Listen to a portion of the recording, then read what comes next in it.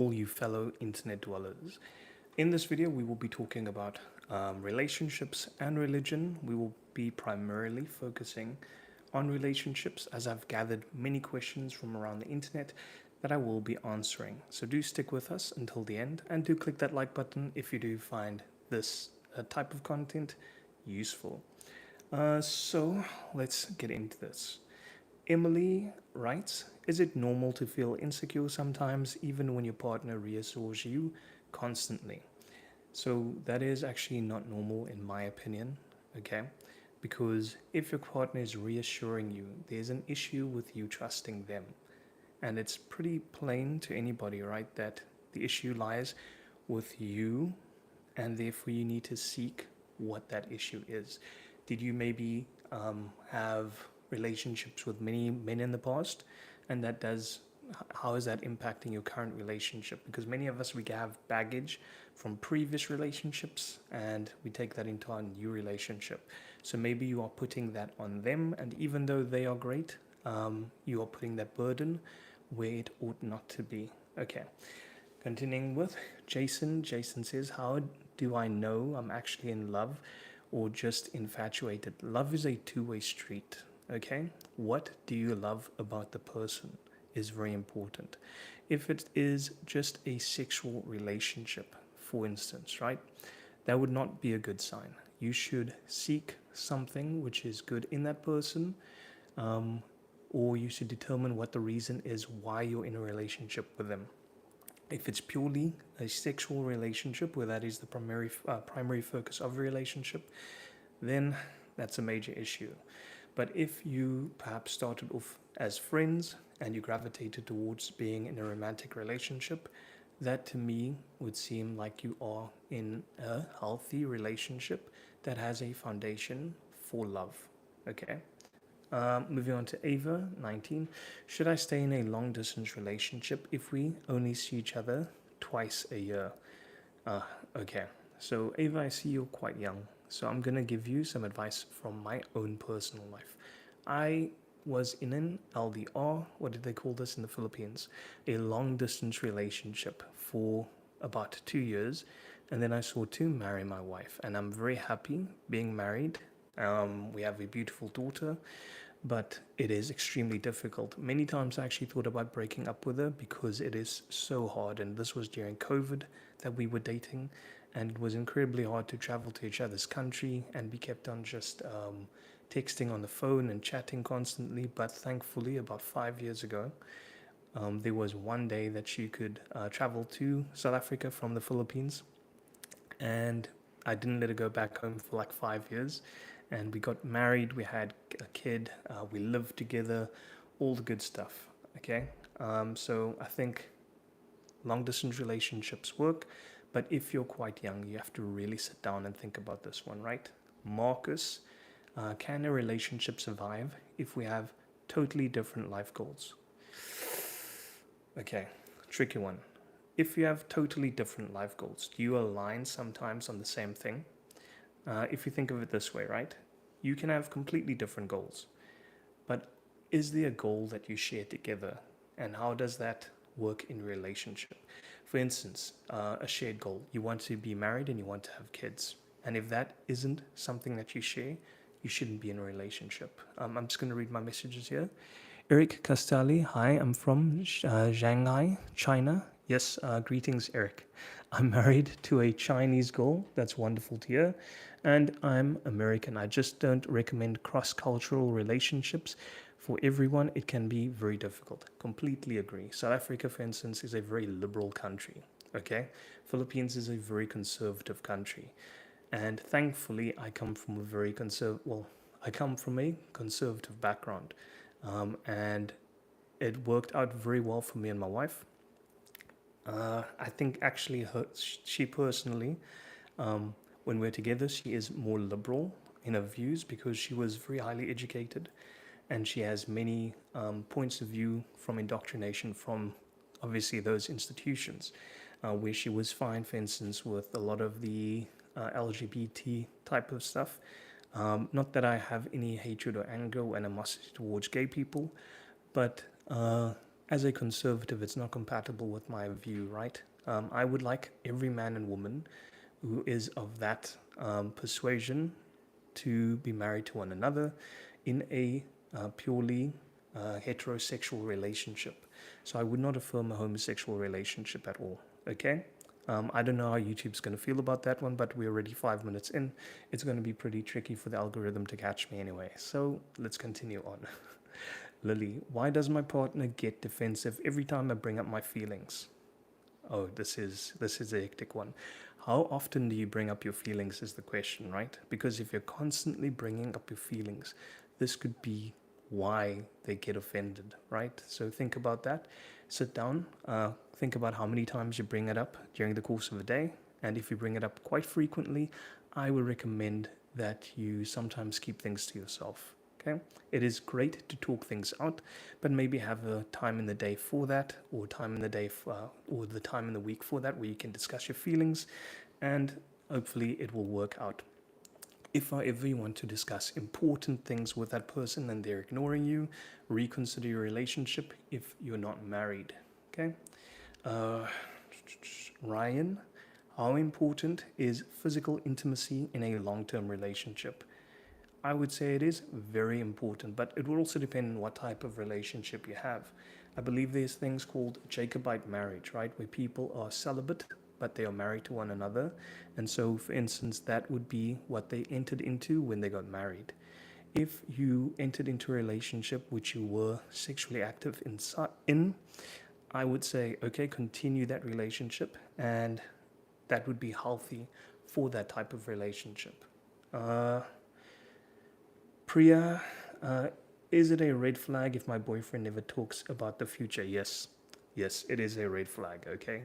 If he never talks about the future, it could be that he doesn't want to jinx his plans for the future. But if you're in a close relationship with someone, they should divulge what their plans for the future is. It's that simple because you're included in the plans for the future, right? Okay. Daniel, should I tell my girlfriend I went through her phone? Just hold on.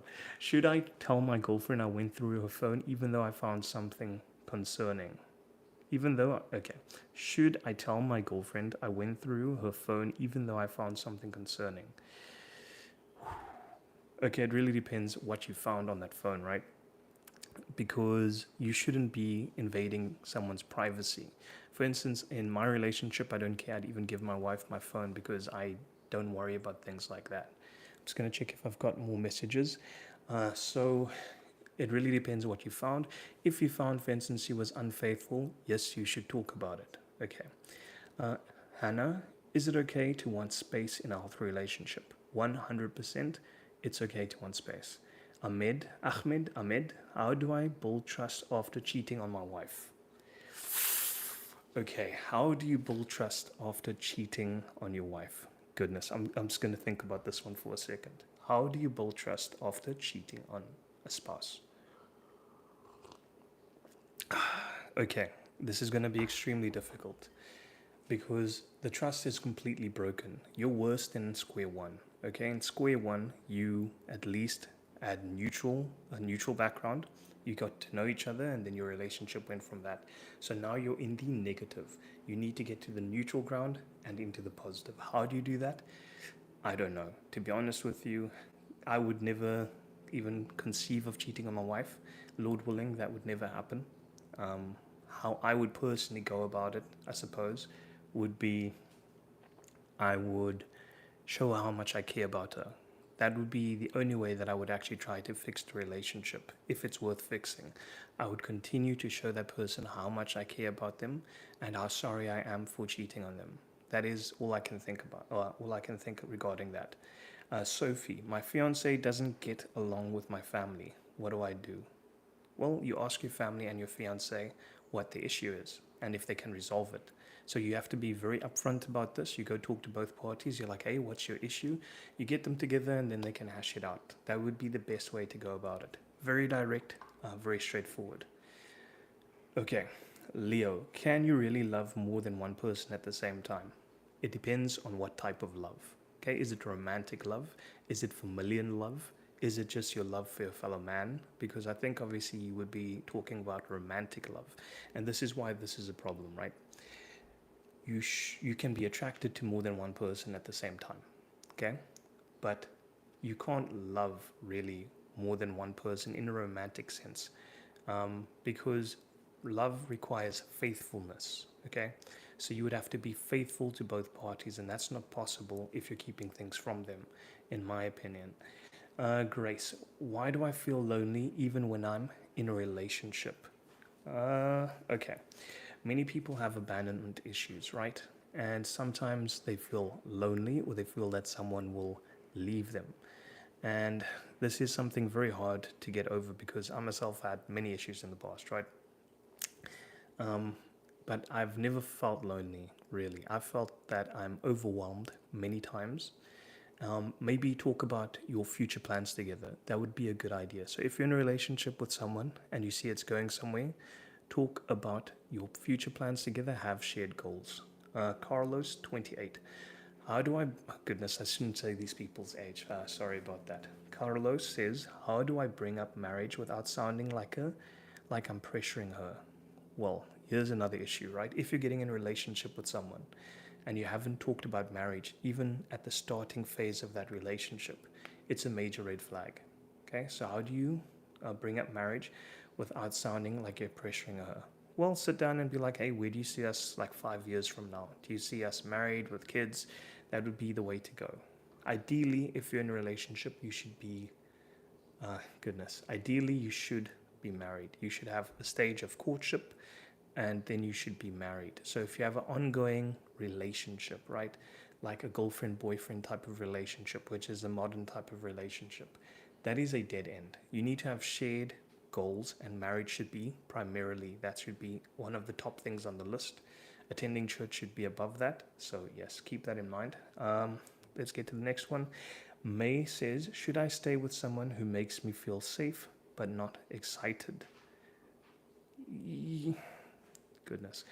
Okay, from my point of view, May, if you stop being a kid, okay, and I'm not insulting you as a child, right, or this person as a child, if you stop being a kid, you don't look for excitement anymore in a relationship, right? Because excitement, entertainment, not being bored, those are the things that you seek when you're in this, like if you're a young person in a new relationship. As you grow older and you mature more, you're looking for stability and for safety and security. And so, if you're looking for excitement, you have to determine really what it is that you want, okay? Because do you want to have a casual type of relationship, or do you want to be celibate and you just want to have fun and go travel or whatever? You have to determine what it is that you want, okay? So, moving on to Tom. Tom says, is therapy worth it if my wife and I keep having the same arguments? Therapy. I suggest you go talk to a priest or a pastor if you are a Protestant. I don't know what your religious affiliation is. And so I would suggest, okay, you go talk to a priest or a pastor, and then you determine maybe what your issue is really with each other. That would be maybe a way to go. Jamal says, what should I do if I love her, but I'm not attracted to her anymore? Okay, if you're not attracted to her, you need to have a very serious conversation that is going to make people very mad, right? You have to be like, hey, maybe you're overweight. Maybe there's something that you're doing that is annoying me. Maybe you did something to offend me. Okay, so you have to talk it out with that person. If it's a physical issue that you have with that person, maybe it's something that can be changed if they are willing to do that, or maybe you can change your perception about it, depending on how much you value that relationship. Tasha says, why does he still talk to his ex if he says he's over her? Well, then you should leave that relationship, because if he's still talking to his ex, that is an unnecessary danger. Many people think they're beyond such things, right? But we really aren't as people. If, for instance, I'm married, okay, and I had to separate from my wife, and then I went and I had another relationship with someone else, and that relationship led to marriage or whatever long-term relationship, and then I contacted my wife, clearly that would be a major issue, and that is something that you shouldn't do and shouldn't tolerate. Okay, Ben, how do I know if I'm the toxic one in the relationship? Uh, Very simple, right? Who's the one that gets mad first? Who's the one that gets angry and shouts first? That is a good indication of who the toxic one is in the relationship. Sure, a person can be subtly toxic, okay? But if you really think about this, usually the person who has outbursts first has the short fuse, and that's the person that should really be thinking about if they are the toxic one, okay? Also, ask your friends. Ask your friends, ask your family members, what do they think? Okay. We're going to get to a bit of longer form questions now regarding relationships. If you have any religious questions that you'd like to ask me, I would answer them to the best of my ability. If you have any questions regarding the Bible, that would also be something that I can maybe help with.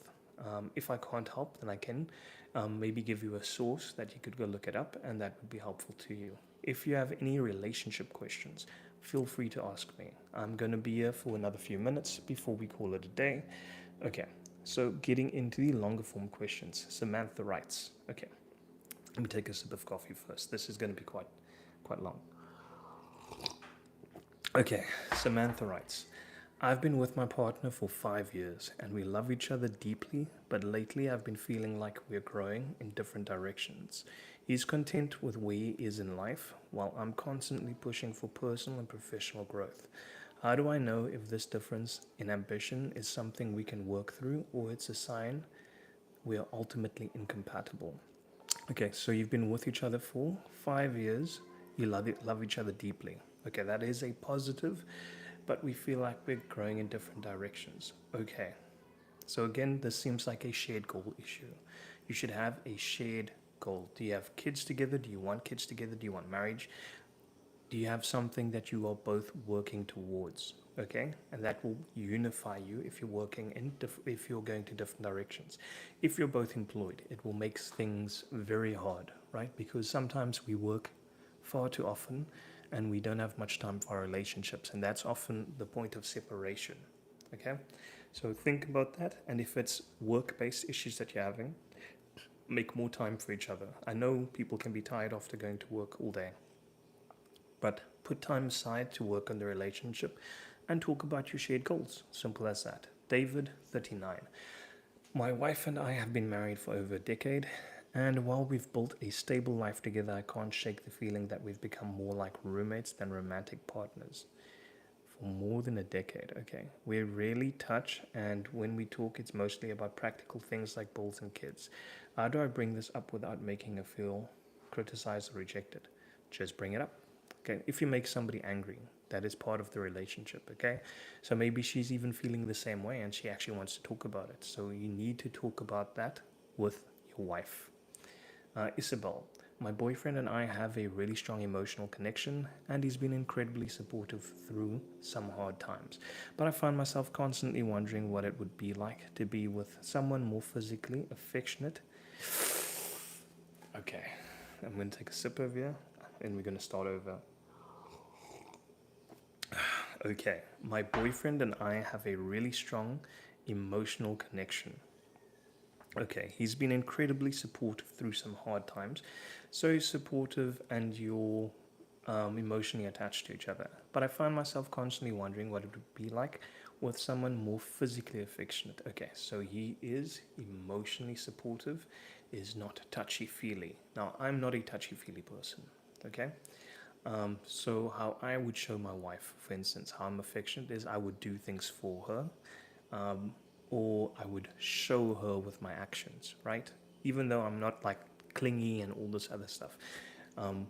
Buy her flowers, make her some coffee, um, take her out to eat. These are things that you can do. Have a meaningful conversation. That is, if people have, I believe, different love languages, and maybe physical touch is not his love language. And so now you're wondering, okay, somebody who's more physically affectionate, and since you're boyfriend and girlfriend, right, that is not a set relationship.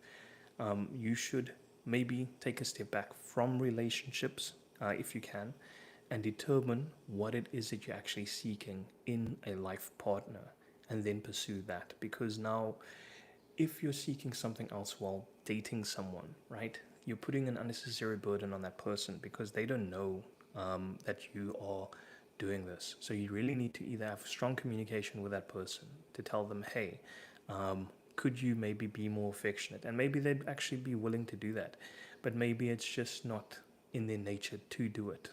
Okay, and then you really need to determine, is it what you want? And if it's not what you want, then you need to take a step back from relationships and you need to determine what exactly it is that you want. Okay, Brandon 35. I recently found out that my girlfriend is still texting her ex from time to time. Okay, so this is another ex. I recently found out that my girlfriend is still texts her ex from time to time, and while she insists it's totally innocent, it makes me uncomfortable. Well, then you need to talk about it and you need to tell her right off the bat, right? You're not down with this. She needs to stop it, or you need to break up. Simple as that, because that is a danger that you don't need in a relationship. It is a threat that you don't need. I don't want to come across as controlling, but I also can't ignore the jealousy. Well, you're jealous for a valid reason because you can feel that there's a threat. Okay, how do I express this without damaging our trust or sound insecure? Well, you sit it down and you say, hey, look, if you don't stop texting your ex, it's over. Done, and you walk away. Aisha writes, I've been dating someone for almost a year, and while everything seems good on the surface, he still hasn't introduced me to his close friends or family. Red flag. Red flag, because if you're dating someone for almost a year and he hasn't introduced you to the friends and family, that means that person may not see a future with you. He says he's just private, okay? But it makes me wonder if he's truly serious about our future. No, he's trying to keep you at arm's length, okay? And that is not good. You need to meet the friends and family, or at least needs to be willing to do that. Because the way that it sounds to me, it sounds like you're maybe just being strung along. At what point does secrecy cross the line into emotional unavailability? Okay, I'm not even going to touch on emotional unavailability. Talk to this dude. You tell him, hey, why don't I get to meet your friends and family? Do you see a future with us together? And if he says no, then you just break up. Simple as that.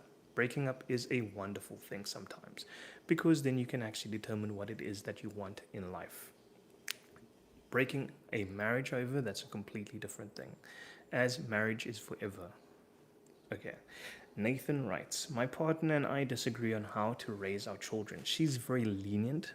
While I believe kids need more structure and discipline, these arguments are becoming more frequent and heated, and I worry it's starting to affect the kids. My partner and I disagree on how to raise our children. She's very lenient. Okay, it's good that she's very lenient and you are the discipline, because you both have your established function in the relationship, right? She's the lenient one and you're the one that's giving discipline to the kids. That's great, okay? These arguments are becoming more frequent and heated. No, it's complementary, okay? It's complementary. You both are fulfilling a function in this relationship. It's not in opposition to each other, okay? Things are becoming more frequent, heated, starting to...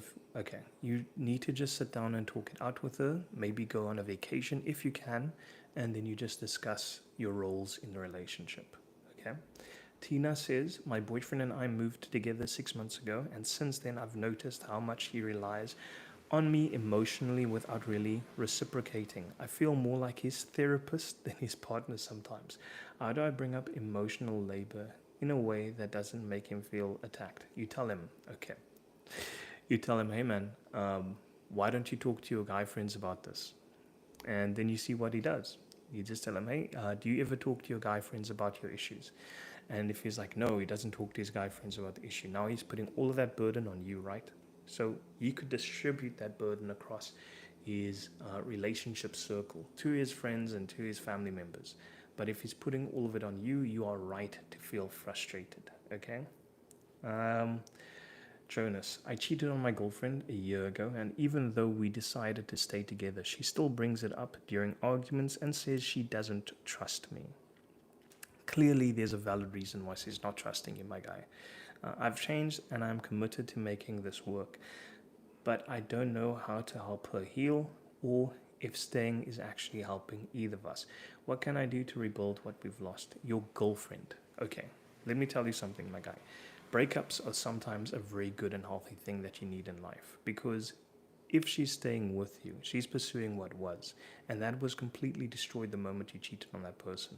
Okay, and so maybe a breakup or a separation of your relationship could be very healthy. I'm just a breakup guy today. Okay, moving on to the next one. Elena, my fiance and I are planning a wedding, but every time we talk about our future, like finances or where we live, we end up arguing. I love him, but it's making me wonder if these foundational disagreements are red flags or just growing pains. How do I distinguish between cold feet and genuine incompatibility? Okay, you're planning a wedding.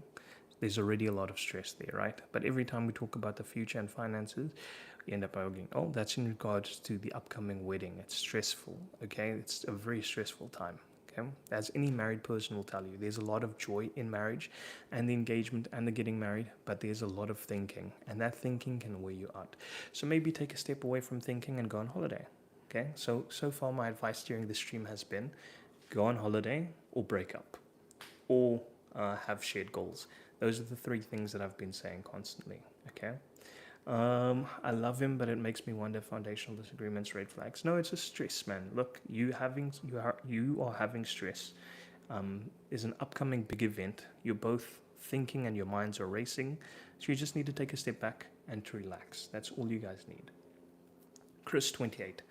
My girlfriend shares she loves me, but she's very emotional, emotionally closed off. She rarely shares how she's feeling, avoids deep conversations, and shuts down during conflict. I'm starting to feel really alone, even when we're together. How can I encourage emotional intimacy without making her feel pressured and unsafe? Okay, my girlfriend, she loves me, positive, but she's very emotionally closed off. Okay, maybe that's just a type of personality. She really shares how she feels, avoids deep conversation. Oh, that's just her personality. That's just what it seems like to me. Okay, so some people are more emotional, some people are less emotional. Simple as that. I'm starting to feel really alone. Oh, goodness. This is very strange that a guy would actually be saying this, okay?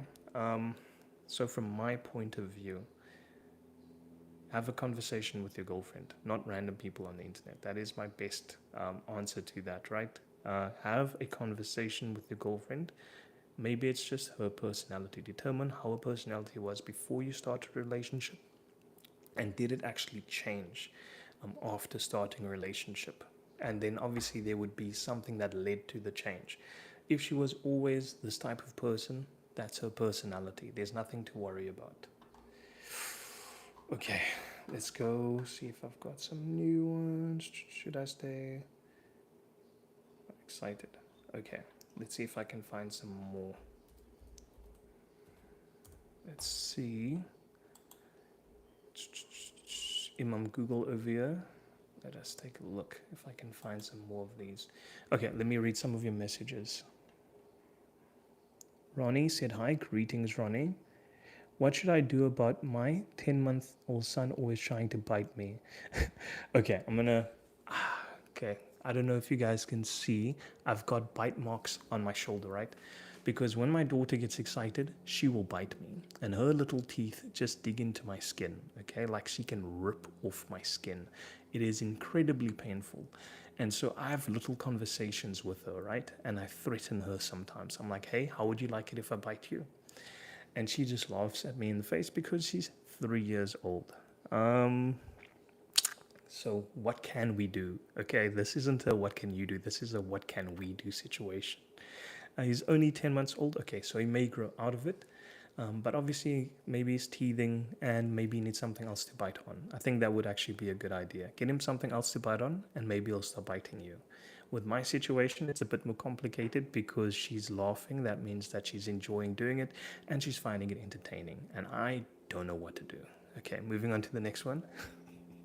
Ali, hi, good afternoon. How can I make my husband listen? Okay, how can you make your husband listen to you? This is an impossible situation, okay? Because often my wife, she will come to me and she'll say, I don't listen to her, okay? And what we do is we sometimes have a bit of an argument and sometimes have a little bit of a fight, and that is completely natural. But after that, we sit down and we have a conversation, and that conversation is very important to have, right? Because you love each other, and that is how you work things out. Okay? So, how can you make him listen to you? Do something fun for him, and then he'll have complete attention, right? So something fun for a guy. You find out if he's into sports, and you go to a sports event with him, and that will make him soft to you. Okay, what I mean by that is he'll be more willing to submit, or not willing to submit. He will be in a more reciprocal way of receiving, right? What you have to say, and that I think would work out. So you do something that's fun for him, and that way he will reciprocate if he does love you, and I think it work out for you. Okay. Eric is laughing. Okay, so you probably heard the thing about my daughter biting me. I don't know what to do, my guy. Like, seriously, it is very scary because she grinds her teeth and it becomes very sharp, and she bit my shoulder here until it was purple. Thankfully, when we went on holiday a while ago, right, there was a doctor there, and the doctor had creams and stuff that I could put on, and it's almost healed. But yeah, man, it's really painful. And in regards to your son, just get him something to bite. Okay, it's like in South Africa we have this thing called biltong. Okay, and the biltong is like a piece of dried meat, and it's very tough. And if kids start teething, you get a special type of biltong for them, and that would actually maybe take away his urge to bite you. That is just my best advice I can give you. Okay, let's see if I've got some more. Mm-hmm. Let's see. Mm-hmm. I think we will almost be calling this a day. I'm going to be looking into more questions. If I can find some. Okay, let's see. Okay, so my takeaway from this has been I've shared goals. Break up when you need to break up. Okay, that's also a very important one. Break up when you need to break up, because sometimes people need to break up, especially if they're boyfriend girlfriend relationship. It's only been a year, and now you're having major issues. No worries, Eric. Eric, if you have any advice for me with my kid, let me know in the comments. Okay, any advice would be useful. Okay, because I'm really stressing out about getting bit again. I don't know if you saw the video with the lizard, right? And so now I have two things to worry about: these giant lizards that's creeping around in our home, and my daughter biting me. And that is something I'm very paranoid about right now. I'm not a person that really gets, how can I put this to you? I can put my fear in my pocket if I really need to. But if I'm trying to chill and to calm down, especially at night, given this heat, right? And you have so many lizards crawling around, and then if it's not the lizards, it's the cats going completely wild outside. I don't know why there's so much cats in the Philippines. And if it's not the cats, then it's the fighting chickens in the road, because in Philippines they have legalized chicken fighting. And a lot of the people in our street, they are competitive chicken fighters, and they'll have their roosters in the street, and the roosters make a lot of noise, especially between 4 to 6 o'clock in the morning.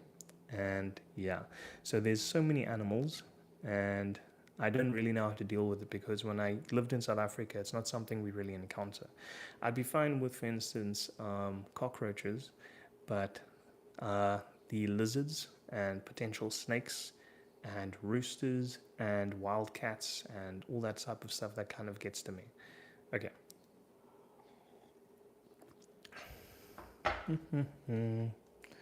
No worries. Okay, so let's see if I can get a few more questions. Googling. Let's see.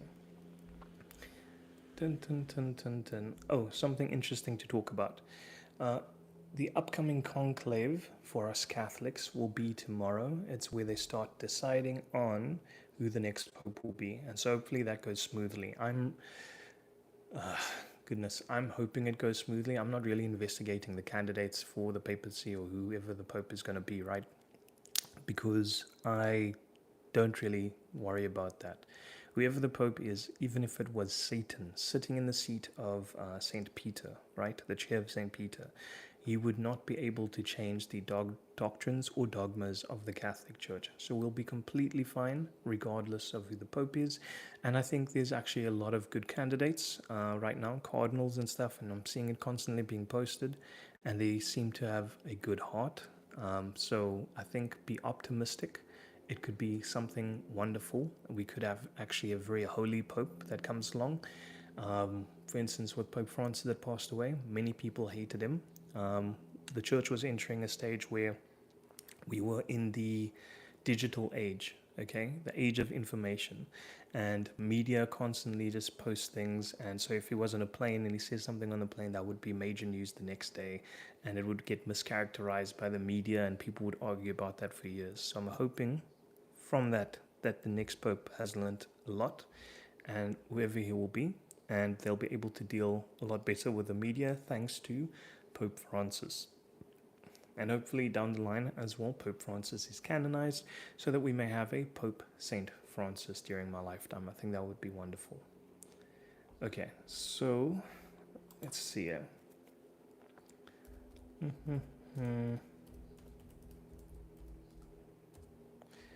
Let's see.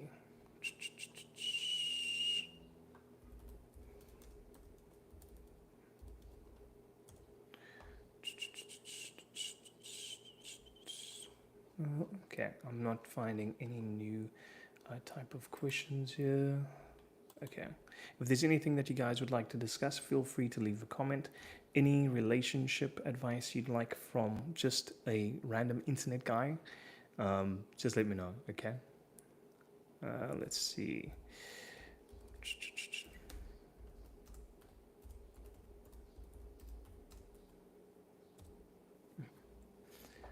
Okay, let's see.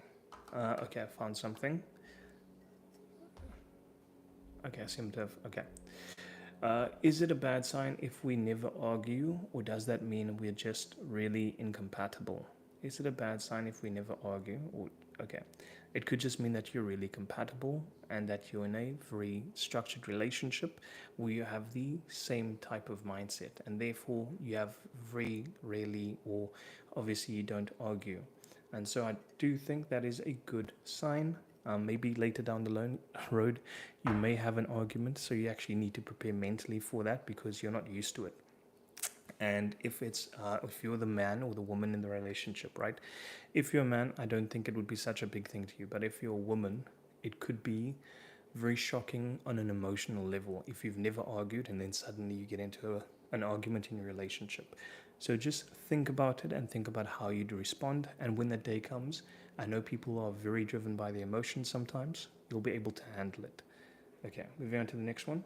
How do I tell my partner that I don't feel emotionally supported without sounding like I'm blaming them? How do I tell them?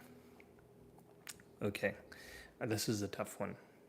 Just tell them that you don't feel emotionally supported sometime and that you don't blame them, but could you work together to fix the problem? Okay, can a relationship still work if one person is religious and the other isn't? This is a fantastic question, okay? Can a relationship still work if one person is religious and the other isn't? There are many relationships like that, right? What is the person who's not religious?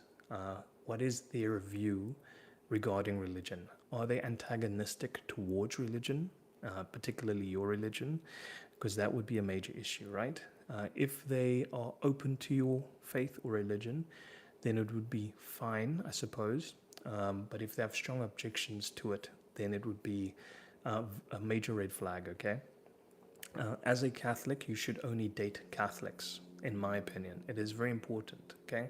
When I started dating my wife, for instance, my wife was basically agnostic when we started our relationship, and I was an atheist. Then later I became a charismatic Pentecostal, and I was very not fanatic. I was very zealous, okay, and that was quite annoying because we all go through these stages. And then later I became Catholic, and she also returned to being a practicing Catholic. And so now we attend Mass every Sunday, well, unless our daughter or we are sick, right? So this is something that we try to do, and we try to incorporate that into our family structure. And so thankfully, when I met her, I didn't have an antagonistic view of religion anymore. I was just coming off of that stage. And we were able to grow together and to move towards being Catholic. And I think that is a fantastic thing. Okay. Why does my partner get annoyed when I ask for reassurance? Isn't that part of being in a relationship? Why does my partner get annoyed? Okay.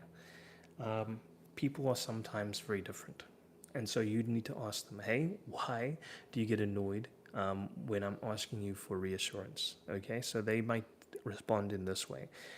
I just don't do that. I don't like when people are clingy. I don't like, so then you need to be like, okay, but I need support sometimes.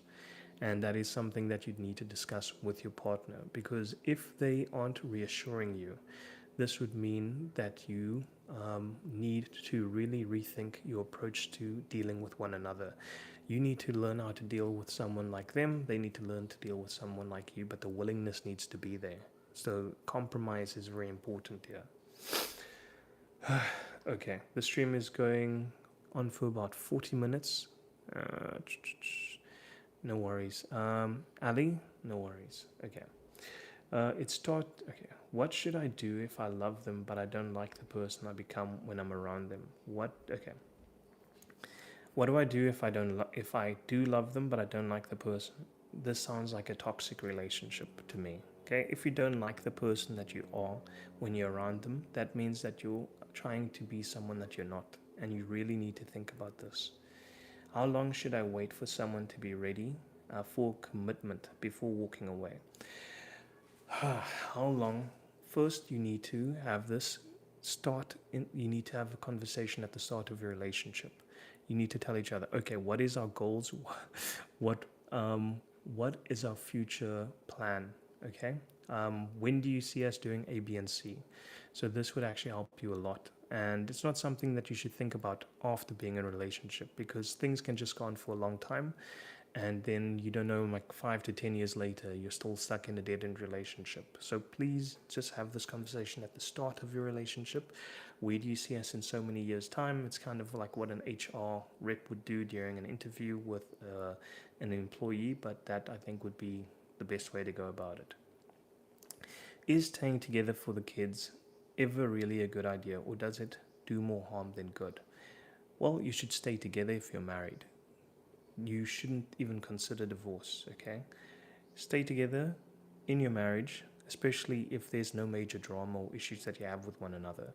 Go to a priest or a pastor if you are a religious person, and work it out with them, and work it out with them, and then hopefully you can find a resolution. Talk to your partner frequently, okay, about what's bothering you, and try to spend more time together away from the kids, so that you can try to find what was the thing in the beginning of a relationship which drew you to each other. Okay. How long should I wait for someone to be okay? Why do I keep chasing people who don't treat me well, even when I know I deserve better? Okay, this is the issue is with you. Okay. Why do I keep chasing people who don't treat me well? This is because maybe subconsciously you think that you don't deserve to be treated well. Okay, and so now you are chasing after people that will treat you the way that you think you ought to be treated subconsciously. And this is something that you really need to get over before you enter a relationship. You need to actually walk away from relationships, be alone, contemplate this, and then seek help if you really need it, right? Don't enter a relationship if this is the mindset that you're going to have, right? Why do I keep chasing people that don't treat me well? Because you might subconsciously want people to not treat you well, because you may not think that you deserve to be treated well. Okay, moving on to the next question. My partner cheated on me but wants to work things out. How do I know if they're truly remorseful? This is the cheating thing is hard, man, because the trust in a relationship is already broken. If you've started a relationship on neutral terms, okay, you grow and trust in each other and the relationship grows. Now, if you cheat on your spouse or your girlfriend, it will be in the negative. And it's almost impossible to even get back to the neutral ground, because whenever there's a mistake or an argument, you're going to go back into that negative zone. It's incredibly tricky, it's incredibly hard. Okay? So maybe the best thing would be a breakup. Okay? It's normal to miss your ex even when you're in a happy. Well, let me clarify about breaking up. This is not in regards to people that are married. Sometimes when you are married, you need to be separated, and then you need to try to work things out that way if there's a lot of tension. And separation does not mean divorce, okay? There is things that you need to do to work on your relationship, and the fact is you've taken a major step together, right? To be in a committed relationship, to be in a marriage. And that has a major value. It's not like being a boyfriend or girlfriend, okay? This is a major step. It's a holy sacrament in the Catholic Church, and it's something that you ought to seek to preserve. So yes, I would actually also recommend if you are in a if you are married, to seek help from your pastor or your priest. Okay, how can I tell if I'm being emotionally manipulated or if I'm just overthinking things? How can I tell if I'm being emotionally manipulated? Ask your friends. Go ask your friends. Hey, do you think that my girlfriend or boyfriend is emotionally manipulative? And your friend will say yes or no. That is the best thing that I can say. Go to your parents or go to your friends. Should I forgive my partner for something they did before we started dating? Yes, done. If they did something before you started dating and you still entered into the relationship, then you shouldn't worry about what they did before the relationship, because you entered it with that person knowingly. If you entered into a relationship unknowingly and you didn't know about it, that would be a major issue. Uh, what if my partner wants kids and I'm not sure I ever will? Do we break up or wait and see? What do I? Partner wants kids, and this is heavy because if you don't have the same goal, as in starting a family or having kids, you shouldn't be together. How do I bring up my mental health struggles in a new relationship without scaring them off? You have to be very upfront with that at the start of a relationship. Don't keep it a secret. If a person sticks with you, that would be great, but also it would be great if you give them that opportunity, right? That knowledge. Is it okay to go to couples therapy even if we're not married or in a crisis? I would well, if for instance you seek to get married in Catholicism, you actually have to attend marriage classes, and I think that's fantastic. So if you are on the road to being married, go to marriage classes and see if you are compatible and if you should get married.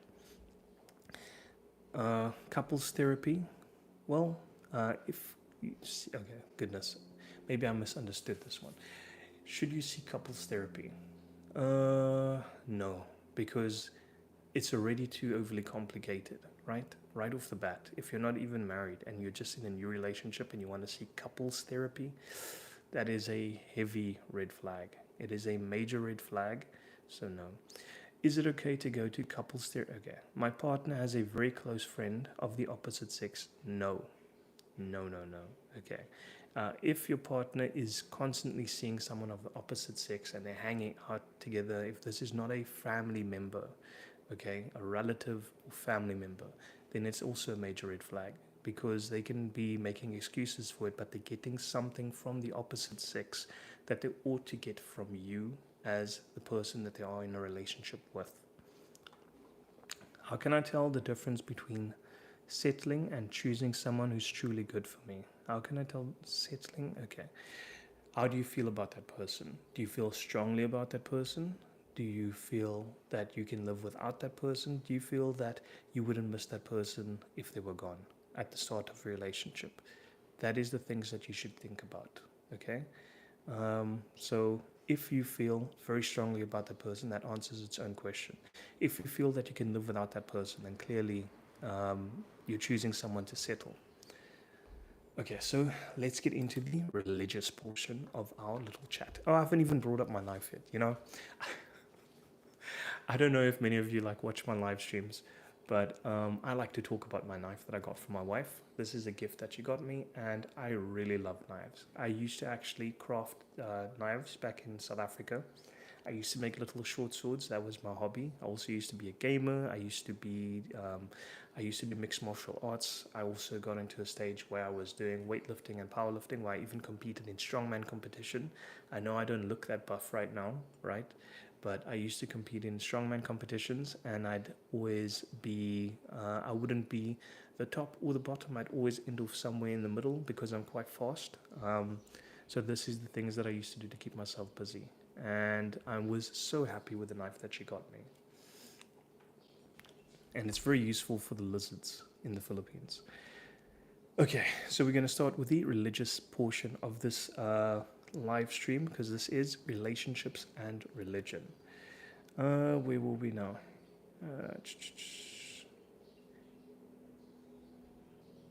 If you cremate saints, how are the Catholics going to get their hands on the relics? Well, a relic could also be something that that person owned. So we would still be able to get our hands on the relics. Let us see what else we can read here. This will be mainly responses from a Catholic to criticisms about Catholicism, right? So that is the religion part. If you have any questions about Catholicism or the Bible, feel free to ask them. Because I have some knowledge. I'm not a great theologian. I do know one or two things. So feel free to ask. Goodness. Let's see.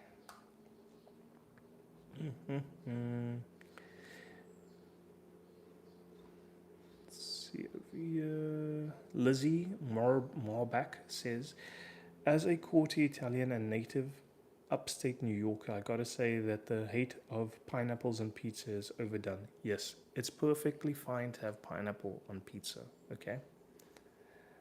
I'm Catholic and I don't believe in the Shroud of Turin. Evidence points to it being a fake. No, the Shroud of Turin is absolutely not fake.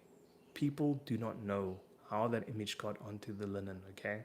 It is beyond our understanding of science. The Shroud of Turin is proof in the resurrection of our Lord and Savior Jesus Christ. It's not proof that we need for our faith, but it's nice to have that type of proof.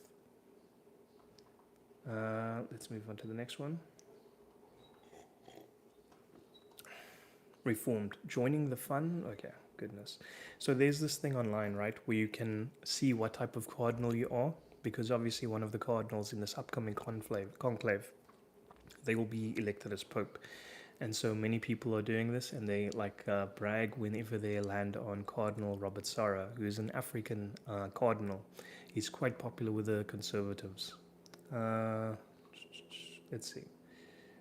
I'm a Catholic supremacist, says Imperator. Yes, I am also a Catholic supremacist. There is no salvation outside the Holy Catholic Church. Eric, are you still with me, brother? I'm so glad that you're still here. I'm still waiting for a resolution about my daughter biting me, brother. So yeah, pineapples on pizza can be known from the light of natural reason to be grave sin. No, I think pineapples are fine because tomatoes are fine, and tomatoes are also a fruit. So pineapple is a fruit and a tomato is a fruit, okay? And both can go on a pizza, all I'm saying, okay? If you're okay with pineapple, if you're okay with tomato, but you're not okay with a different type of fruit, this would be a prejudice on your side, and you really need to get over that prejudice, right? Okay, let's see. Genuinely horrifying state. Okay, let's see.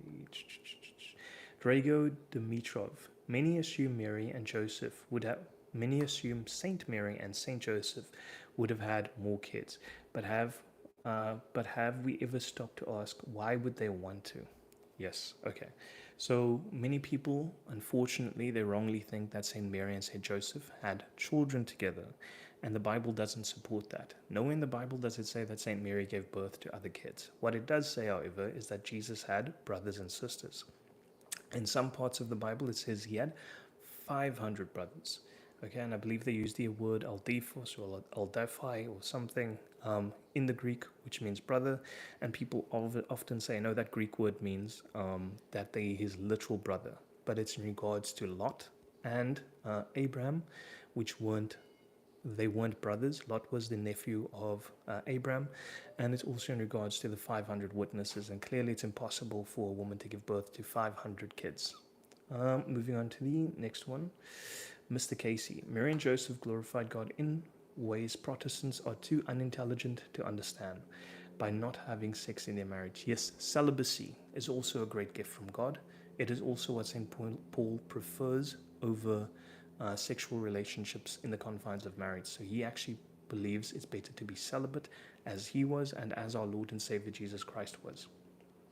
Okay, moving on to the next one. We have old James White. James White writes, "It has been too long since we last invested time in delving into Islamic topics, to be honest. I was doing so many debates with Muslims around the world for years that it was just natural to do segments on the DL about various topics in the Quran and Hadith sources." So normally what James White would do is he would love to debate Catholics. He's been avoiding debating Jay Dyer ever since Jay Dyer questioned if he had gay proclivities. And so they really should have a debate someday. I think it would be interesting. And I'm not going to read all of these things that he wrote. I also don't like to promote James White as he is a coal miner. What a coal miner is online is someone that seeks to cause shock and awe for engagement, and he often says wild things or responds to jokes and tries to make it look like the joke is actually something serious. Okay. That Catholic guy, this entire map will be gold, Deus fault. Okay, so he's looking at the map of the USA and he's saying the future of America is a Catholic one. And I completely agree. All of America one day will be Catholic. It's just the way that it's going to be. Unfortunately for the people that hate the Catholic Church, the USA is on the way to be a majority Catholic nation. Operation St. Cyprian, a Protestant content creator, says, "Anyone old enough to have a family memory of what pre-Vatican II Catholicism believes, find this." Well, pre-Vatican II Catholicism also teaches, what do they call it again? Ignorance, right? What do they call this? Goodness. So someone can be ignorant of the truth and still be saved. So what does this mean? Invincible ignorance. So invincible ignorance is when someone, through no fault of their own, doesn't become Catholic. Okay? That type of person can still be saved. It is not for us to judge who is invincibly ignorant, as the church is subject to God, and God is the one that saves us. But we hope that others or non-Catholics are invincibly ignorant so that they can be saved. Pope Francis, the late Pope Francis, used to hope that hell was empty. It was a personal hope of his. It's not doctrine or dogma. It's just something that he'd like to think of. Because he loved humanity so much, he wanted everyone to go to heaven to be with Jesus Christ. Okay. Moving on to the next one, Braden Cook writes, Vatican II's ecclesiology and claims of extent of invincible ignorance, internal bounds of communion, uniting individuals to the church who are not visibly joined. And okay, so he's showing that the things which are taught by Vatican II is taught through the history of Catholicism, and that is 100% true. There were also no new dogmas defined at Vatican II, and people often forget that. Peter is not the rock, Jesus is. Well, Jesus named Simon Peter, or Kephas in the Aramaic, and what Kephas means in Aramaic is rock. So if people deny that Pope Saint Peter is the rock, it is in contradiction to the Bible, and they'd actually have to say why God named Saint Peter rock. Okay, so many people are pushing. I don't want to really get into who people are promoting to be the next pope. So we'll talk about this. I guess I'm not. Okay, you aren't Catholic. You are Novus Ordo. The only true Catholics are traditional sedevacantist Catholics. No, sedevacantism is a mental illness. Okay, sedevacantists, they reject at different stages of history. They believe that there aren't valid popes. So most sedevacantists believe from Vatican II onwards that there hasn't been a valid pope. So there's little groups that believe this, and they have some wild beliefs. There's the Didman brothers, and they often contradict themselves and they make wild claims, like they believe that they're the two witnesses that come at the end times, and they'll try to write them into the Bible story, or they'll bring forth false prophecies. Then later they'll be like, no, we never claimed that was a prophecy. It is completely wild what some set of counters believe. Many set of counters that I've encountered online as well, it's not all of them, they believe that the earth is flat. Okay? Moving on, Angelo Romano, or rather Brother Angelo Romano, a good friend of mine, is not a religious brother. I just like to call him Brother Angelo Romano. He has two. Okay, so let's see what this is on about. So Jay Dyer blocked Angelo Romano, and it's a good idea for Jay Dyer to block Angelo Romano, because if they were in a debate, my money would be on Angelo Romano. Okay. Inspiring Philosophy says, can we please stop this? It's bad when Muslims do it, and it's bad when Christians do it. Coding literally. Okay. So everybody's posting the results as Robert Sarah, Cardinal Robert Sarah, from that old test that they have going on X. I got, what was the one? Who did I get when I took part in the test? I got Cardinal Stanislaw Relko, a conservative cardinal. That is the one that I got when I took the test. I was very disappointed. I either wanted Tagle or Cardinal Sarah, and I got someone that I know nothing about. So yeah, I hope he is a very holy man, and he is a very loving shepherd, if he's elected Pope. Okay. Let's continue on. Anything else? Here we have Redeemed Zuma, praise God. Jewish guy I knew in my mostly atheist New York high school just told me he's felt a strong connection to Jesus lately and wants to talk about it with me. Pray for him. Okay, so that's great if he joins or if he becomes Christian. It is very important for us to join the Christian faith so that we can be close to the truth, and the fullness of the truth is in Catholicism. Okay, let's see what else I can find online. I'm only going to do, oh goodness, it's already been an hour. Okay, I'm going to read your messages. Give me a second. I love pineapples on pizza. Yes, based, super based. I'm not against physical discipline. That's how kids really learn. It really depends, right? Because I'm not against people physically disciplining the kids. Some kids it works better with, but obviously there has to be a degree of restraint when the parents do that. It has to be done out of love. So yeah. Clinton, any thoughts about Trump's Pope photos? Okay, Jojo. Goodness. I'm not so worked up about it, right? Because I used to be a big Trumper back in the day, even as a South African, because many of the things at the time that he was saying aligned with my liberal views. Okay?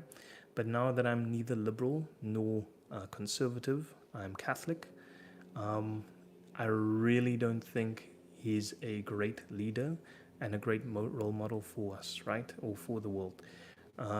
So when he did this, put out this picture of the Pope, I think it was actually people in his administration that maybe put it out. It was very tasteless because the Pope died recently, but he's free to do it. You know, people shouldn't be so worked up about it. They should actually be more worked up about content creators like Taylor Marshall lying about the Pope constantly online. For instance, there's this thing that he put out about the Pachamama hoax, and then he still mocked the idea that it wasn't a hoax. The hoax was basically started and perpetuated by him, right? So it's like the Russiagate, for instance, right? Where the party or the Democratic Party paid for Operation Research, and they basically created this narrative that Trump went to Russia and he was a Russian spy or Russian agent, and it turned out it's just made up nonsense that they pushed out. And that's exactly what Taylor Marshall did with Pachamama. There is no real Pachamama. It is an image of Our Lady of the Amazon, and it's made by an indigenous tribe that's cut off from the majority of society, right? They're living out there. They barely have any access to priests, so they can't really attend mass regularly. And they made it to see the Pope, and they gave it to him as a gift. So it was the statue that they gave to him. And think about it this way: these aren't rich people; these are people that barely have anything, and they made this figure of Our Lady of the Amazon, of Saint Mary, and they even say Ave Maria when they handed it to the Pope, and they did the sign of the cross. Okay, it was a very beautiful moment. And then here comes Taylor Marshall, and Taylor Marshall says, "Hey, man, this is an idol. This is the Pachamama," forgetting that the Pachamama wasn't even worshipped in that region. Okay, it's worshipped in the Andes, not in the Amazon where those people came from. So he's been pushing that line. I'm very annoyed that some people still believe it, but I believe most people are coming around. And when most people are aware of this, it's over for his career as a Protestant apologist on YouTube. Okay, let me just read on all these messages. I love pineapple. Any thoughts? True Catholics follow the church Jesus started. Yes, true Catholics follow the church Jesus started and they submit to the magisterium. The church teaches Novus Ordo and the Latin Mass are both valid. I completely agree. But the problem with the Novus Ordo, I attend the Novus Ordo regularly, and I've never attended an irreverent Novus Ordo, not in Africa, not in Asia. But I see a lot of people in the West, they do a lot of wild things, right? So because it's a new form of the liturgy that we now have access to, it still needs to mature a lot. And I think the future of the Novus Ordo will be great. And hopefully Latin Mass supremacists, right, or people that try to use the beautiful Latin Mass to cause division in the church, they die off or they start fading away, and then the restrictions can be lifted and we can actually have a balance where people can hear the liturgy in their own tongue, or they can go to the beautiful Latin Mass, which is a beautiful liturgy in the Catholic Church. We also have many different forms of liturgies and different rites within the Catholic Church, where we have Arabic, which is also beautiful to hear the Lord's Prayer in. We have Aramaic, and we have all these other languages. And I think that's great. And I would love the restrictions of the Latin Mass to be lifted, but also I really understand why it needs to be restricted. And Taylor Marshall would be a big reason why, or people like him, and LifeSite News. Okay, let's see the next one.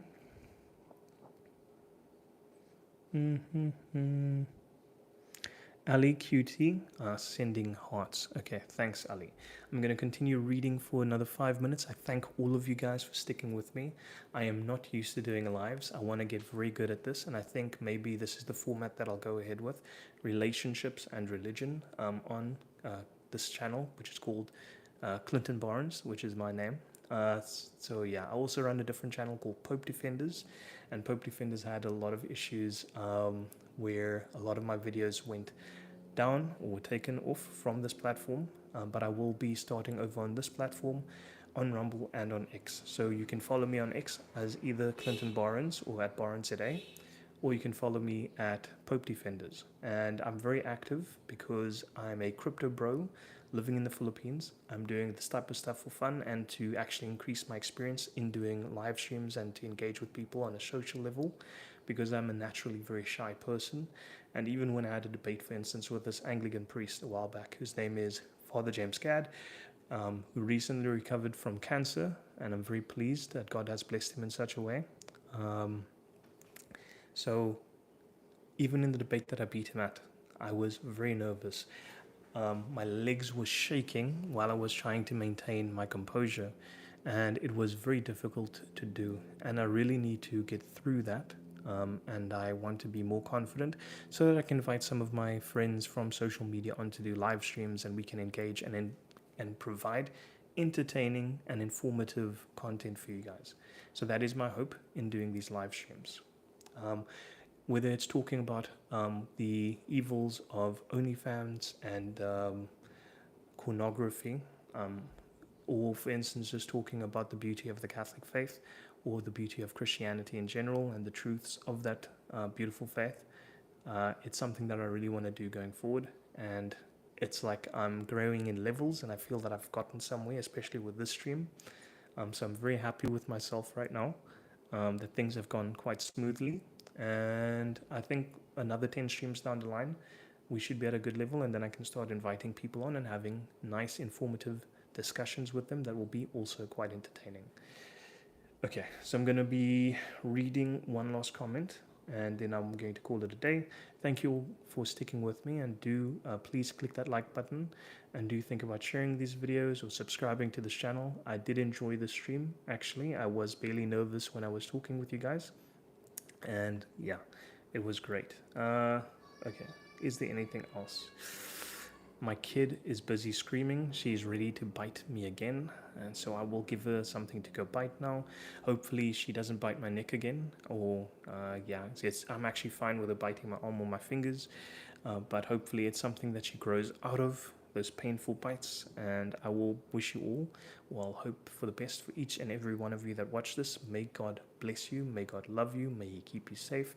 And one day, if I do not meet you in this life, may I meet you in heaven. God bless you and goodbye.